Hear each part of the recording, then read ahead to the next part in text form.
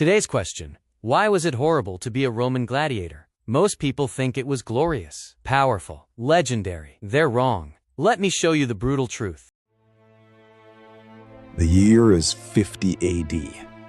You're a slave in ancient Rome, not by choice, by force. A master named a lanista owns you, your body, your life, your death. And I'm about to tell you something Hollywood never will. Being a Roman gladiator wasn't glorious. It wasn't legendary. It was hell. Let me show you why. You were taken to a ludus, a gladiator school. But it's not a school. It's a prison. High walls, guards watching every move. You sleep in a cell with 5 other men. Barley porridge, stale bread, cheap wine. That's your life now. Training is brutal. 6 hours a day, every single day. Swinging wooden swords until your arms scream. Your trainer is a scarred veteran who survived. He teaches you one thing: how to kill. How to die slowly so the crowd enjoys it. Gladiators don't get paid. You're a slave. But if you win, your owner gets rich. The crowd loves you.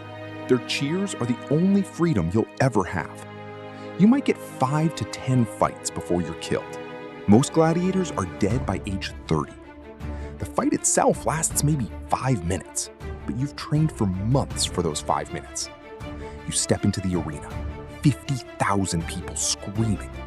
Your opponent is also a slave, also desperate, also has no choice. You both fight because you have to, kill or be killed, in front of 50,000 screaming people.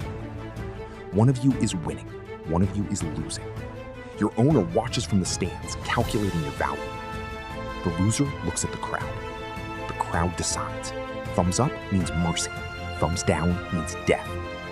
Most of the time, the loser dies, a sword through the heart, in front of 50,000 people. Your body gets dragged away. You're replaced by the next fighter. The crowd forgets you in an hour. Your family never knew what happened to you. But here's the weird part. Some gladiators became celebrities. If you won repeatedly, the crowd loved you. You got better treatment, better food, maybe a better salary.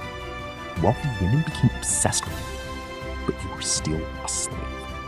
You were simultaneously a slave, a celebrity, a sex object, a condemned man.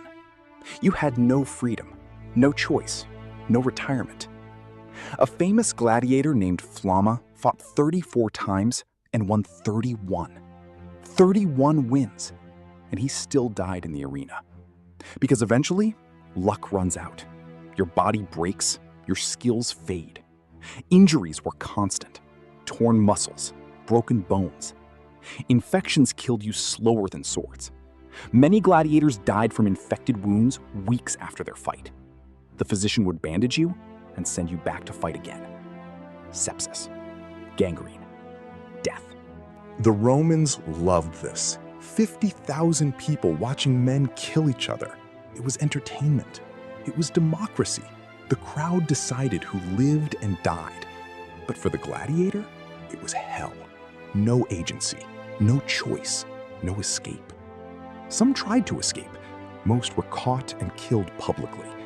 The punishment was crucifixion or being eaten alive by animals.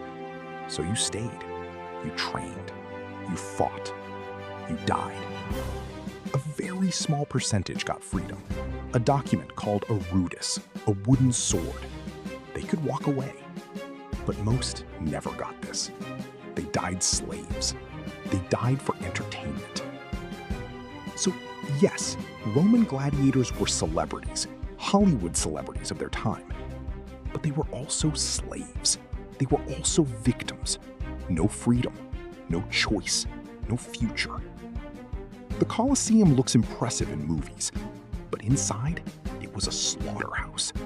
These were real men with real families. Men who didn't want to die. Men who had no choice. Men whose names are now forgotten by history. Their legacy? Bloodstains in sand. That's all that remains. The Colosseum was built with slave labor. Stone quarries where men died breaking rock. Blacksmiths forging weapons of death. Engineers designing efficient systems for killing. All of it built on human suffering. The spectacle was entertainment, but the cost was human life. Not just the gladiators, but the workers who built it, the slaves who cleaned it. Everyone at every level was exploited. And the Roman people loved it. They went to the games to feel the power, to watch death from the safety of the stands, to feel alive by watching others die. The Colosseum was built with slave labor.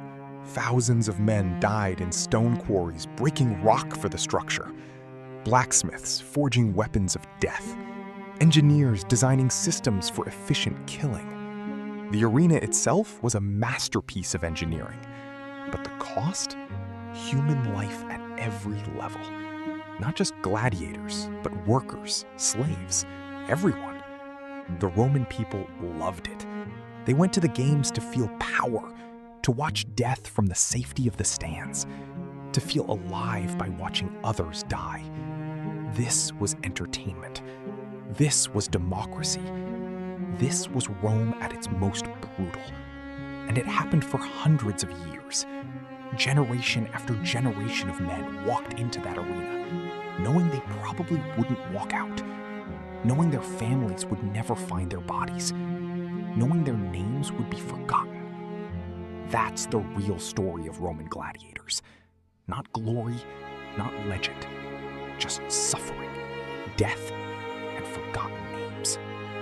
That was the real story of a Roman gladiator, not the legend, not the myth, the brutal truth. History is filled with stories like this. Stories of real people suffering while we celebrate. Stories we need to remember, because if we forget, we lose the lessons. So the question is, will you remember? Will you look at history differently? Will you demand the truth instead of the legend?